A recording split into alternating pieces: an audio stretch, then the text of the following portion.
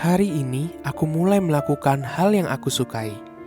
Namun, hasilnya tidak dapat memuaskan orang lain. Mereka mempunyai tolak ukur yang berbeda denganku.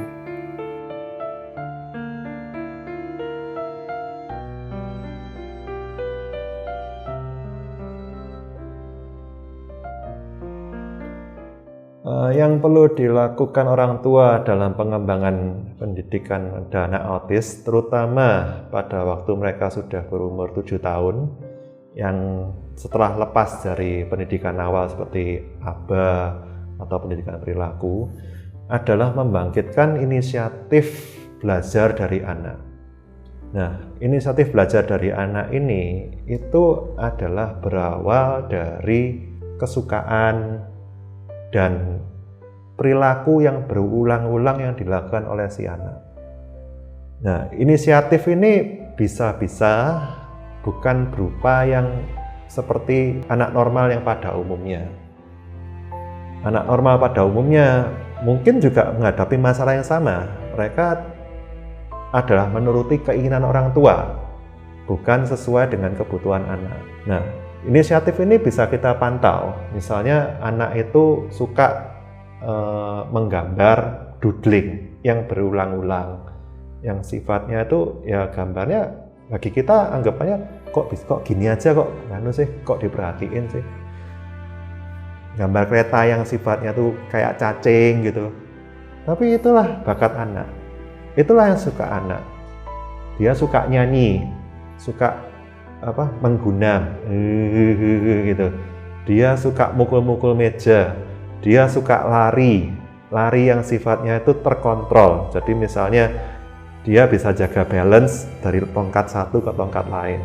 Itu memang tidak mudah bagi orang tua untuk melihat bakat-bakat itu, karena sudah terbiasa dengan sistem pelajaran yang sangat formal, yang bersifat tangga, yang semuanya terkontrol dan semuanya sudah terbukti di mana-mana. Tapi ini adalah sesuatu yang kita harus perhatikan, kebutuhan anak. Dan karena kebutuhan anak ini seperti itu, maka kita bisa menimbulkan inisiatif. Nah, inisiatif ini juga tidak diperhatikan oleh sekolah pada umumnya, karena sekolah lebih memfokuskan kepada hasil, tidak kepada apakah anak ini mau belajar, apakah anak ini mau untuk melakukan pelajaran ini dengan rela. Itu yang kita pandang penting dalam tahap awal. Dalam mendidik anak autis, kita lebih penting kepada bagaimana membangkitkan inisiatif anak itu untuk mau belajar. Ya, untuk langkah awalnya, yang pertama, ketahui apa yang disukai anak itu. Dengan kita mengetahui apa yang disukai anak, kita bisa mengembangkan yang lain. Vincent, dia suka menggambar, suka kereta. Dari kereta yang dia sukai, waktu dia belum banyak berkomunikasi, saya bisa memainkan peran sebagai kereta-kereta itu saya jalankan, dan dia di situ muncul sama-sama menjalankan kereta dari yang disukai. Kedua, kita mulai memunculkan inisiatif dari kita untuk bagaimana yang disukai itu lebih ditingkatkan. Dari kereta yang digambar, bisa kereta yang disuarakan, bisa kereta yang diperagakan, dan dari situ kita bisa mengajak anak untuk lebih lagi dengan cara apa? Memberikan tantangan. Apakah anak-anak ini mau? Pengalaman saya, ketika anak itu menguasai apa yang dia bisa lakukan, dia juga mau menunjukkan bahwa aku bisa kok. Nah, inilah akhirnya memuncul inisiatif. Caranya tetap kita mendampingi dan memberi contoh. Ayo coba ini setelah bermain coba dirapikan sendiri. Selanjutnya hari-hari kemudian dia sudah berinisiatif untuk menata, merapikan, dan apa yang dia mau sampaikan itu muncul. Jadi pertama, ketahui apa yang dia sukai. Dari disukai ini pasti kita bisa tahu dan menggali lebih lagi dari anak-anak ini. Dari sisi positifnya, kita melihat suatu inisiatif itu adalah kesukaan, itu suatu yang positif. Tapi kita bisa melihat ini adalah juga bisa negatif. Kalau kita tidak membangkitkan inisiatif anak untuk belajar, sehingga dia tuh bisa berpandangan negatif pada semua hal yang dalam hal pelajaran. Dia bisa merasa takut untuk menghadapi suatu pelajaran yang baru. Karena dia beranggapan, wah, pelajaran yang diberikan ini membahayakan saya, menghukum saya. Nah, jadi penting bagi dasar untuk pendidikan anak autis adalah mendidik anak yang sesuai dengan kebutuhannya dia, sehingga itu menimbulkan inisiatif dari anak itu belajar. Oke, nah tadi berkaitan dengan inisiatif. Nah, ini kan kita perlu tahu kebutuhan anak dalam belajar sesuai dengan dia punya kemampuan dan keterbatasan anak ini. Nah, di sini orang tua perlu berpikiran terbuka dan mengeksplor. Yang sifatnya itu bagi orang tua itu, termasuk saya sendiri, itu mesti di luar kotak. Jadi kalau kita dulu pendidikan itu pikirannya sudah di comfort zone atau di zona nyaman, udahlah masuk sekolah sana, SD, SMP, SMA, lulus, sudah bisa kuliah sendiri. Tapi untuk anak autis berbeda. Kita sikap orang tua harus bisa melihat anak autis ini ke arah mana. Dan kalau arahnya itu dia adalah sifatnya ke musik, atau ke olahraga, atau ke lukis, maka harap dimaklumi bahwa itu adalah suatu bidang baru bagi orang tua. Dan di sini dituntut adalah orang tua untuk bisa memahami bidang-bidang itu. Sikap orang tua untuk anak-anak yang autis tetap positif. Kenapa? Ini saya pernah ketemu dengan orang tua yang, "Engko anakku gak iso, engko iso ta? Engko ya apa?" Nah, seperti itu. Seringkali orang tua memandang negatif dulu sesuatu yang anaknya akan dikerjakan. Ini contoh, saya pernah mengajari murid saya itu menggunakan pisau. Orang tuanya itu takut, "Wah, jangan Pak Tori, nanti dia kena tangannya." Itu contoh. Terus saya pernah mengajari anaknya itu membuka kunci rumah. Tidak diperbolehkan.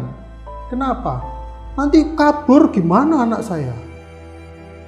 Terus saya balik. Kalau misalkan satu kali semoga nggak terjadi. Kalau ada sesuatu, bagaimana anaknya itu bisa menggunakan kunci ini kalau nggak diajari. Jadi sikap positif dalam mengajarkan sesuatu apapun itu harus kita miliki. Karena pengalaman, kenapa saya mengatakan demikian? Karena pernah murid saya itu kekancingan di kamar mandi. Dia ada di dalam, saya ada di luar, dia ngunciin nggak bisa buka. Apa yang harus dilakukan? Dobrak. Nah, dari situ saya berpikir kita harus positif. Karena anak-anak ini perlu pengalaman nyata bagaimana cara melakukannya. Akhirnya saya ngajari, kalau membuka kunci, putar 2 kali ke kanan. Nah, ini harus divisualkan, diomongkan. Putar 2 kali ke kanan. Kanan, kiri itu harus diberitahu. Positif kuncinya supaya apa? Supaya anak-anaknya bisa belajar lebih baik. Itu menurut saya. Oke, orang tua pun juga dalam proses pendidikan ini kita juga harus berani melakukan trial dan error. Ya. Jadi di mana tidak semua di dunia ini kita anak jalan. Apakah anak jalan itu langsung bisa jalan? Tentunya ada jatuh. Nah, sehingga di sini orang tua dalam mendidik anak autis ini, hal-hal baru yang dilakukan untuk pendidikan kepada mereka, ya dicoba.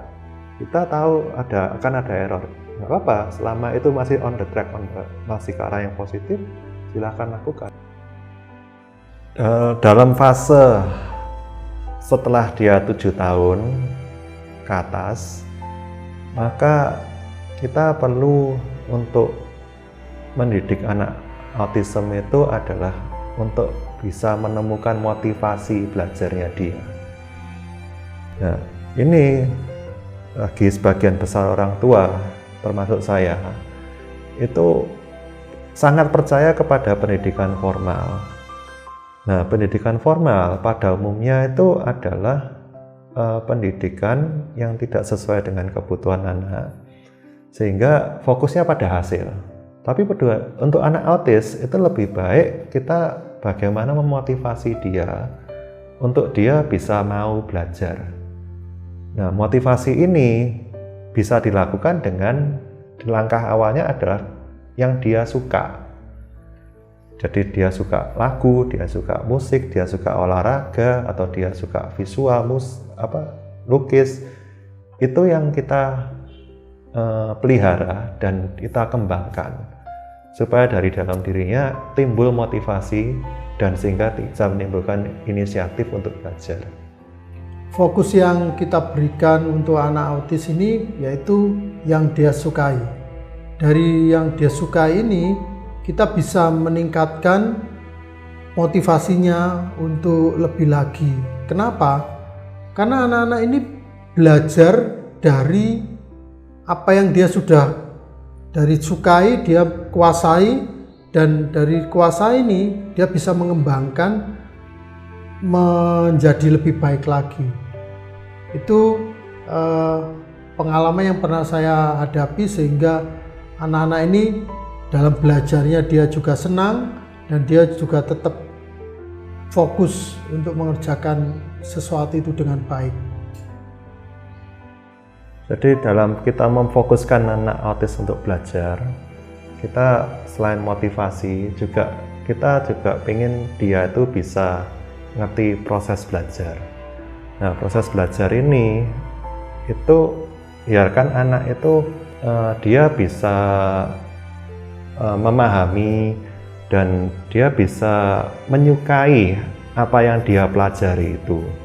Nah, di sana proses belajar ini itu bukan sekedar hanya pendidikan yang sifatnya kognitif yang dari membaca dan menulis. Nah, ini bisa berupa praktek, bisa berupa masak, musik, dan itu yang berbagai macam itu, supaya dia tuh suka, supaya dia tuh bisa nanti itu dia bisa belajar atas keinginannya dia sendiri dan dia merasa bahwa belajar itu nyaman. Jadi ada anak yang sifatnya kalau dia nggak tahu tentang proses ini, dia merasa wah belajar itu tidak menyenangkan, belajar itu hanya suatu hukuman bagi saya. Tapi dengan dia bisa mengerti tentang bahwa belajar itu menyenangkan, bahwa belajar itu sesuatu yang tidak menakutkan, maka dia akan berkembang. Di sisi lain, aku tetap tekun melakukan hal yang kusuka, yaitu menggambar.